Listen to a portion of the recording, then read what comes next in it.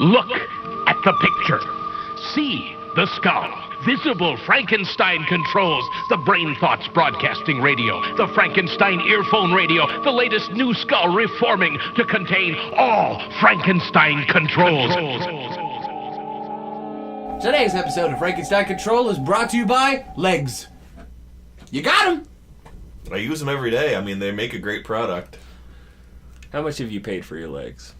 I mean, I'm on Too much, I'd say. That's why you need to come down to Legs Incorporated and get legs 50% off. They're literally 50% off. We have stumps, we got calves. That's it.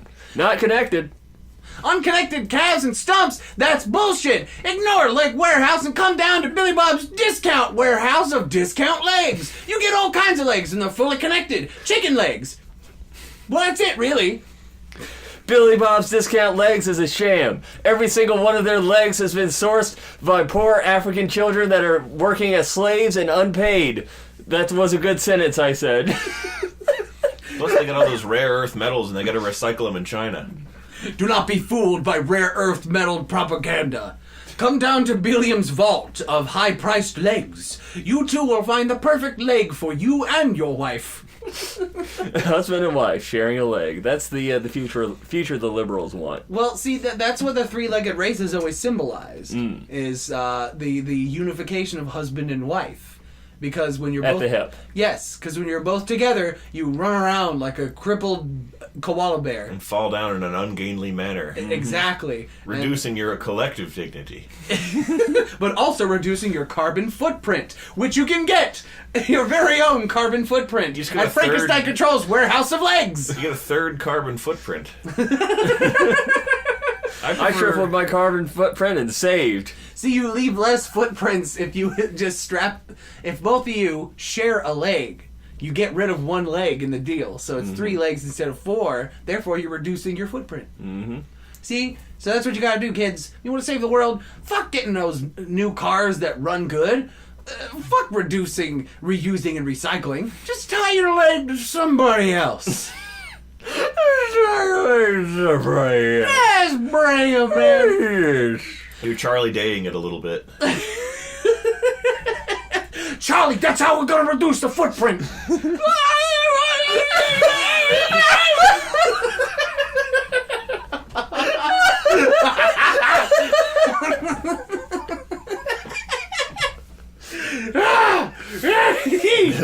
Oh, you're stuck up on me. Today's episode of Frankenstein Control is sponsored by Always Sunny in Philadelphia. It's the show that everybody loves, but I can't really watch it for more than 5 minutes without, getting anxiety. You have empathy for these awful people, despite the fact that they're awful people and they deserve all the awful things that are happening to them. See, that's the thing. I've had this conversation with Ada many times, where it's like how I normally can't stand shows where people are in awkward social situations, like your Larry David creations, like some of your Seinfeld and your... Precisely, because the fear, from those of us who suffer from social anxiety, which is to say probably all 3 of us. What are you talking about? Taylor, your eyes are sweating. Go on, be right quick. Anyhow, the secret fear of, we can't help but be imagine how uncomfortable it would be to find ourselves in these situations, and it's, sort of our biggest fears to, end up like that. But with the Always Sunny people, there's no way you would make the ridiculous, incredibly stupid, repeated chance choices that they have. And so you're not going to end up in those situations, so it's okay to laugh at them. I believe I should clarify also that I love Always Sunny skits in isolation. And I really love them on paper. I think this is one of those rare shows where I actually enjoy hearing stories about what happens in the show more than watching the show. Just because the sheer situational hilarity is so good that you can describe it. And it's hilarious. It's so funny. But... I can't watch that show for extended periods of time. It exhausts me. Yeah. What's weird is that I got Hulu after Always Sunny left Netflix. It was like my relaxation show for a while, and I got Hulu, and part of the reason I got Hulu was because Always Sunny was on there now. And I have not watched a single episode in these 6 months that I've had Hulu. Oh, actually, another stipulation. I will say there is one episode of that show that I could watch all the time. Charlie Work. Charlie Work. I love that. I think it's not just my favorite episode of that show, it's my favorite episode of live action anything. It's really fucking fantastic. It's just so well directed, and it's brilliant. I'm just going to go ahead and say it. That episode is brilliant. It's very good. And you don't need to know next to nothing about the show. You need to know next to nothing about the show to appreciate how fantastic it is. Knowing shit about the show obviously helps. But, like, it's just this wonderful, self-contained episode that runs unlike any other episode in the show. Because I think nearly the whole episode runs as if it... Like, the goal is to make it look like it was all shot in one take. Mm-hmm. So, like, this whole... How long? 45-minute episode or whatever? Yeah, I think they're half an hour. They're only half an hour? Yeah. Oh, there's a little... testament to how I feel about watching Always Sunny episodes. Just dragged on for you. But no, this episode passes by like that because it's so fucking fantastic. And unlike the rest of the show, which is finally cut and, you know, like situation to situation, all that kind of stuff, this is instead looks like it's one continuous shot, or at least made to look like it's one continuous shot, and runs as if that is so. And the whole episode is based around this character, Charlie, saving the bar that they all work/live in. Own. Yeah. I mean, Frank owns it by the time by the time he shows up. Yeah, it was like a three-way ownership between Charlie, Mac, and Dennis, but Charlie traded in all of his stock in the company for like a sandwich or something. Or like something equally fleeting. So then it was all Dennis and Mac, and then at some point Frank came in and like bought all their shares, so he owns it fully. But yeah, this bar is threatened by the advent of the arrival of a health inspector. And so Charlie has to deal with everyone else's horse shit to make the bar not fail the health inspection. And the lengths that he has to go to save this bar from everyone else's stupidity is fantastic. It's really good. I would highly recommend, even if you don't like the show, watch Charlie Work. It's fucking fantastic. You won't regret it. What season is it in? Ooh, that's a good point. It's a later season. Oh, okay. I mean, it's the second or third most it's recent one. After Frank shows up. Oh, yeah. Oh, well, after Frank. Yeah. Frank has this part in that episode. I'm not going to spoil it, but I nearly fell out of my chair laughing at this one part, at the crescendo of his part in the episode. It's so funny. I died. And it utilizes... The other thing that's so great about that episode is that there are just a system of setups. Yeah. And brick jokes, as they call them, Yeah. in stage terms, I guess. I don't know what you call them. But, like, jokes with a setup that gets thrown up into the air, and then some time passes, other shit goes on, and then the brick falls back down to hit someone on the head and be funny, figuratively speaking. A bunch of these jokes are set up early on and then come to a marvelous conclusion at different points within the episode. You're like, this is great! And the thing that Charlie does with the stool is fantastic. I won't give away anything more than that, but he keeps doing this dumb thing with the stool, and how it culminates is very good. Watch that episode. It's great. There. Now that I've talked way too long about that episode, welcome to Frankenstein Control! This episode of Frankenstein Control is sponsored by Charlie Work. Sponsored by Charlie Work. And speaking of Charlie Work, I'm your host for this episode, Frank! I mean Taylor! To my left is my very own Charlie! Ate a shit! And in front of me, like always, is a bird! Be as a bird! Pretty much. I can't really argue with that. There's the call of the crested bee-eye. But yeah, I want to talk. I know I've been talking a lot already, but I definitely want to get this off my chest.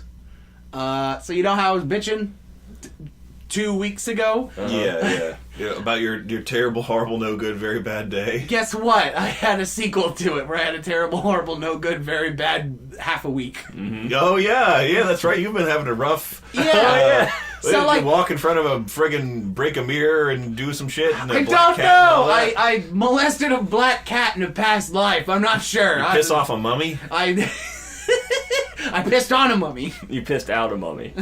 That's what the red liquid was. Oh, you found me out. Like Crimson Peak. Crimson Pea. You should see a doctor. Anyway, speaking of Crimson Pea, not really. So, this literally happened the weekend after my tire incident. Mm-hmm. Like, this started literally the weekend of, basically. My foot started hurting on Saturday. I don't know why, but I was like, my toe hurts when I put pressure on it. I don't know why. And it isn't the kind of like toe pain that you get from an ingrown toe if you've ever had one of those, an ingrown toenail. That's a very different kind of pain than what I was experiencing. I was experiencing it in like the joint of my toe, not the nail bed or anything like that. So I'm like, this will pass. Bodies are weird. It's fine. Next day I'm like, my foot hurts actually a lot more, but I gotta go to work. So I did. And then by the end of the day, I'm like, I think I'm gonna die. And then I got home, took some weight off it, and I'm like, okay, this is fine. I go to sleep. And then at 4 a.m, I'm awakened by my throbbing foot pain that is just ambiently hurting now. Like, not... I don't even have to put pressure on it for it to throb with pain. I'm like, this sucks dick! Ah! And so, like, I can't get back to sleep because it's 4 a.m. And I can't go to a fucking doctor, because it's 4 a.m. Mm-hmm. So I just basically writhed until I could go to a doctor. So I did, and waited till 8 o'clock. And, like, I get to the patient first, and, like, I get there early. I'm like, haha, I beat everyone. The parking lot's pretty much empty. And then this, like, I'm waiting for the doors to open, and this security company, this van, pulls up, and this chubby security, like... Paul Blart. Not a Paul Blart. He's more just like the maintenance guy. Mm-hmm. This chubby maintenance dude comes out of the van, goes into the building, and I shit you not, within 5 minutes, all of the alarm lights and the alarms start blaring and going crazy, and people inside are like looking around like, oh shit, what did you do? And then see the chubby guy run out and go into the truck to get something and then run back in. I'm like, good. And so they opened 30 minutes late, and I was just like, my foot. And so I go in, and they're like, dude, so your joint in your toe, specifically your joint in your toe, is hurting you. And I say, yes. And they're like, does this hurt? I'm like, yes. And when they touch it, and they're like, sounds like gout, sport. And I'm like, gout? Gout's an old person's disease. That's an old man's disease. And they're like, here, let's suck some blood. Are you sure it isn't turf toe? And I said, I'm not okay, Dad. And they suck some blood out of me, and they say, all right, we're going to run some tests on this shit to confirm if you got gizzity gout. Until then, here's some fucking Walmart. Here's a prescription. Go pick it up at Walmart. I said, okay. And so I'm too proud to use the mobility scooter at the Walmart. So I Even though you would have been in good company.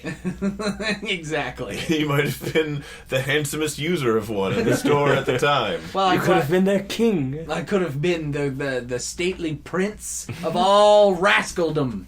Mm-hmm. But no, I instead chose to harm myself and hobble over to the pharmacy, which has to be in the goddamn center of the colossal Walmart. It's also guaranteed that you were not the only person hobbling in Walmart. That's another reason why I didn't take the scooter, because I'm like, you know what? Somebody, the second I get on this thing, some fucker who has no legs is going to show up. Walmart's and then I'll feel like the asshole. So. Some guy with no legs is gonna walk up. Yes. Walmart's full of people with third world diseases. So anyway, I go up there and I'm like, ow, my foot. And the guy at the pharmacy says, no, dog, what you got there? I'm like, please, just give me these medicines that they prescribed me. And he's like, that's the sound of typing on a Walmart keyboard. And he's like, looks like you got gout. Gout. I'm like, yes, I do, thank you. You don't look like an old man. Man. And he's like, let me go get you your medicine, sonny boy. I mean, sir. I mean, old man. And so he gets me my medicine. He's like, all right, here's your gout medicine. He goes, are you George R.R. Martin? What does George, does he have gout? No, he just looks... He's a a fat he's bearded a old fat man. bearded man. Like you. Hashtag life goals. My life goal is to live as long as he has, being as fat as he is. That's impressive. He's 49. Oh my god! I gotta start losing weight! He's not. He's not. Oh, He's you old. son of a bitch! So anyway, I give a gout medicine and the pharmacist goes, oh, and eat a lot of celery. And I was like, okay. So I hobble over to the See, what you missed is he says that to everyone. Like, regardless of what they're getting. Like, it could be like pills to help them gain weight. And it's like, eat a lot of celery. Here, these pills are for that STD you have. Eat a lot of celery. So I go, I bean con celery man my way over to the produce section. Yeah, foot hurting all the way, go to the self-checkout. I look like Igor fucking limping about. It's ridiculous. I get to my car. You look more like Igor. I was in so much pain I had to apply it in my car with a sock! No, I didn't have to do that, but Is that from Rocco? no, it's From Family Guy. it's from Family Guy. Oh, okay. No, oh yeah, that did kind of sound like Filbert. Yeah. But no, I didn't do that. But I did take the pills in the car with like no water. I straight up house MD'd that shit and drove home and said this'll feel better in a few hours, and it fucking didn't. And then I'd take more of the medicine later on the night and say this'll feel better in a few hours, and it fucking didn't the next day.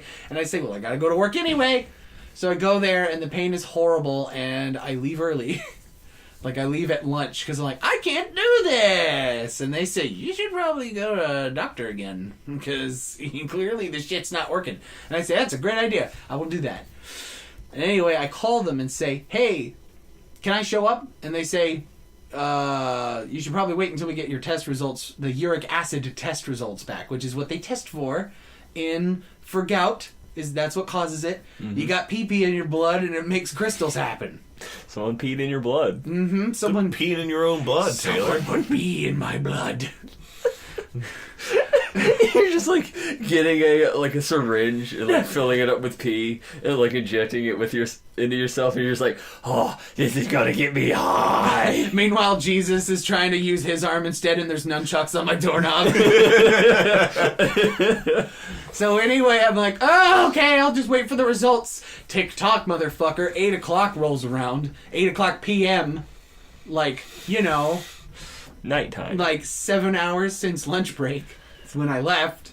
And they finally get back to me. And they're like, dog, your test results came back. And I said, okay, does this confirm I have gout? And that means I can get my real gout medicine? And they go, actually, your uric acid levels are perfectly normal for a person your age. And I'm like, oh, then what's wrong with my foot? And as I look down, and in the time that it took them to get me my results, my foot had ballooned. The whole thing, not the toe, but the foot itself had ballooned to like a gross Michelin Man, a gross Alex Jones red Michelin Man foot. You look like that guy, the fat guy from Fury Road. My foot was the fat man from Fury Road. And I said, okay, I'm coming back in because y'all fuckers need to fix this because I'm dying. And clearly. And they're like, okay, come in, also bring a book because we're really loaded up with people right now. And I said, it's fucking 8 o'clock at night, fine! And I go there, and it indeed took a long time to get seen. But finally it did happen. And then the hottest doctor in the entire universe shows up. Mm-hmm. And, like, I feel really bad because my foot is super gross, and she has to touch it. Mm-hmm. And I'm just like, I'm sorry I did this to you, beautiful person. She signed on for that. Exactly. I mean, that's obvious. She's seen worse. That's the obvious thing. But it is always embarrassing when you got to go to a doctor thing for an embarrassing reason. And, oh, now the doctor's also really hot. At least it wasn't a butt problem. Oh, my God. Well, I swiped my hair back and made my eyebrows go up and down for you, those of you who couldn't see. You mean all of them? Yes. Well, you too. I wasn't looking. We don't.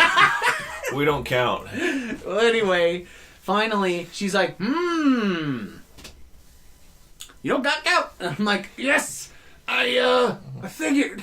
She's like, yeah, a whole foot's not supposed to swell up like that usually with gout. It's usually just the joint that's being affected. That's it. But your foot's all really gross and balloon-like. You're gross and I hate you and I would never date you. She has great bedside manner. Mm-hmm. You're a disgusting human being. How dare you do this to me? And she goes, all right, grosso, here, take these medicines. And this time you don't even have to go to the Walmart because we provide them right here in the patient first because we got a big stack of drugs. And I said, oh, thank you. And they gave me some crutches and I hobbled my way out of there and I went home. And they gave me two things. They gave me a steroid to help with the swelling, and they gave me an antibiotic, because at that point they're like, you know what? Chances are you got some sort of subcutaneous skin infection of some sort or something. And I'm like, what? Well, you've been playing syringe ball all day. I told you your foot was gonna get infected if you kept doing that. It's my passion, Ada. So anyway, they give me these, first of all, the steroids looks like birth control. It's in these blister pack, like basically a number of pills lined up in a row to tell you how many you're supposed to have that day, and like it gives you direction. It's very organized, very nice. And then the antibiotics were like these fucking horse pills. They were so big. They are. I'm still taking them. They're so big.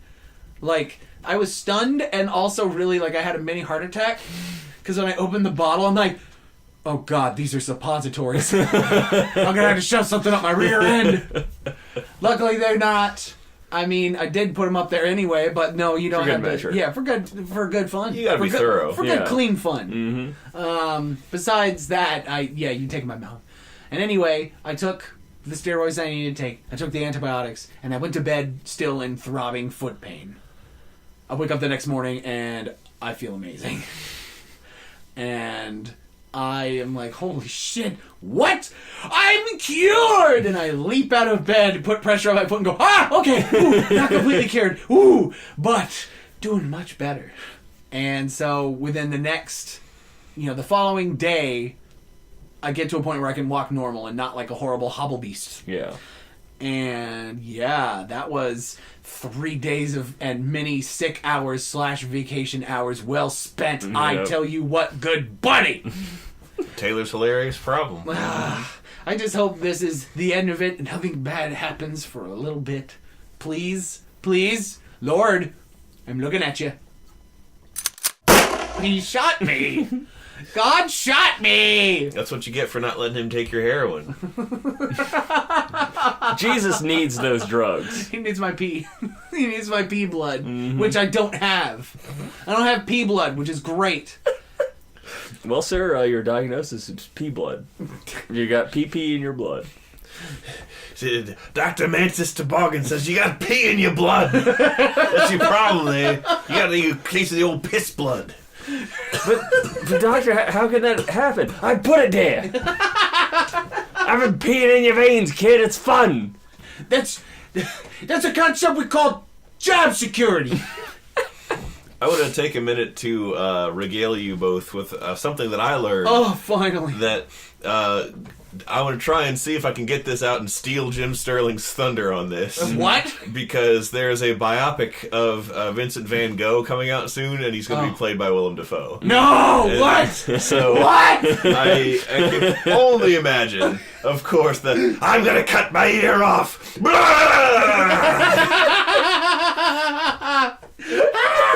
For those of you uninitiated, I highly suggest you look up Jim Sterling, Willem Dafoe on YouTube, and any result will offer you a fantastic, horrifying voyage into Jim Sterling's imagination, and it's fantastic. He pitches ridiculous movies for Willem Dafoe to be in, and they're all hellaciously funny. They're ridiculous. And profane. Mm-hmm. And profane, yes. Don't play this with grandmama in the room unless she likes that kind of thing. Some grandmamas do, I'm sure. They think it's funny, maybe. Unless your grandma sees the title "Ass Bitch the Dancing Cat" and it says, "I'd like to watch that." I think for real, there actually was a relatively recent, within the last few years, Willem Dafoe movie where he's like, I'm gonna play a guy with his wife in the woods and they're possessed and I cut my dick off. Yeah, Antichrist. Yeah, that's what it is. That's the one with the engine. Fox. No, it doesn't. It doesn't end like that. Okay, story time. We have a friend. During the time when we were all really into the whole Willem Dafoe thing, the Jim Sterling Willem Dafoe shit, our friend Josh told us about this movie that Willem Dafoe was in called Antichrist. Which has the premise that I just sort of said. Where, they get married, move to the woods, and then Willem Dafoe goes all nutty. He circumcises himself. Oh, that's what he doesn't. Something cut off like his, that. He doesn't cut off his dick. I don't think he cuts the whole thing off. Just so it's not full BME Pain Olympics. It's, No. Okay. So in the movie, Josh. But by the way, hello all of our wonderful Joshes out there. How you doing? How you feeling? But our friend Josh, he told us that the movie ends with Willem Dafoe trouncing through the woods, crazed with madness in his eyes, and he's like brushing through the bushes and shit, and he looks over at a fox, and he just goes, "Fox," and then the credits roll, and he swore this was true.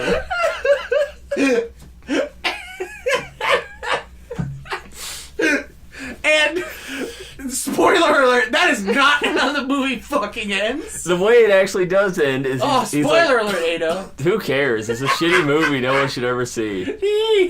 But Willem Dafoe is indeed trouncing throughout the forest, and he parts some bushes, and he sees this fox that's eating itself. And that's what it's doing? Yeah, it's like ripping chunks of itself off. I've seen the real ending, and it wasn't very... I thought it was like rotting. I don't know. It probably is eating itself, and they just conveyed it badly. Or at least... Probably. Or, more likely, I'm stupid. Continue. But anyway, we get like a closer-up shot of the fox, and it goes, "Chaos reigns." Like a shitty deep voice doesn't fit it at all. And then that's the ending. Did a 13-year-old write the ending Exactly. of that movie? Exactly. Antichrist, written by Sonic Fan 2059. With Willem Dafoe drawn with the Super S on the binder dividers. I want to see Willem Dafoe wearing a Super S shirt. The idea that In real life. Kippa watched that and interpreted it as Fox is really funny. By the way, full disclosure, Josh's ending is way better. Yeah. Way better. Leagues better. I would pay money to get, an alternate ending. Willem Dafoe going, "Fox." I watched another Willem Dafoe movie. This was years ago while I was drunk off my ass. I watched Willem Dafoe in a Nosferatu movie where... Whoa! Was he Nosferatu? He was! Yay! And it was a movie about... It was purportedly... Well, it was a movie that was supposed to be about the filming of the movie Nosferatu. And... back in 1915 or whenever the fuck they filmed that. Yeah. And Willem Dafoe played a local actor who was the guy who played Nosferatu. He played the actor who played Nosferatu in the original silent film. And the twist was that he was a vampire in real life, and they had to hide that with makeup and stuff. And I think I drunk texted the plot to Steven, and Steven was like, "Holy shit, no way!" And then we forgot about it for 6 years. Wow. I've Willem Dafoe is Willem Dafoe. Yeah, that was just a... The Willem Dafoe biopic. Yeah, that was just a story about him. He didn't even know there were cameras there. He was just going about his daily life. Ghouling. Ghouling about. He's just going about ghouling. Green ghouls, buddy! What are the rules on vampires? If they don't show up in the mirror, will they show up on film?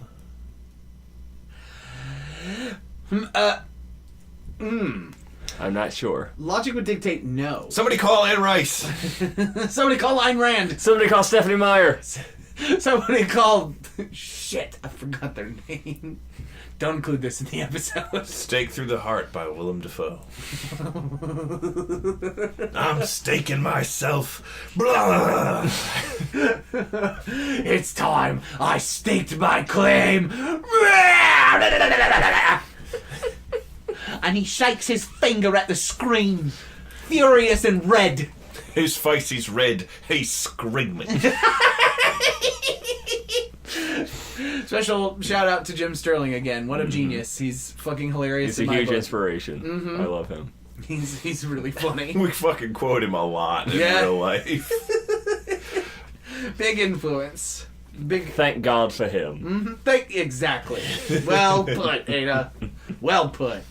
But boy, oh boy, what a. It hurt my head doing all that. It's because, much like a woodpecker, I have a specially designed skull for doing dumb shit. It's mostly air cushions in there. Not a whole lot of brain. Not a lot of brain. There's more non-Newtonian fluid in there, made from uric acid. His brain's leaking into his foot. I can't get over how gross that is. Like, gross piss is in your blood and it makes goddamn crystals appear like like rock candy. But shit. But, much like a crystal passes through your pee when you have a kidney stone, we too must pass through your various orifices and on to the next week. This episode of Frankenstein concludes, but don't forget, check out Charlie Work, watch that episode, don't watch Antichrist, thank God for Jim Sterling, and, Taylor had gout. yeah, I don't have gout! Now even you know I am a menace. I hand you the secret to save the entire human race and the entire universe.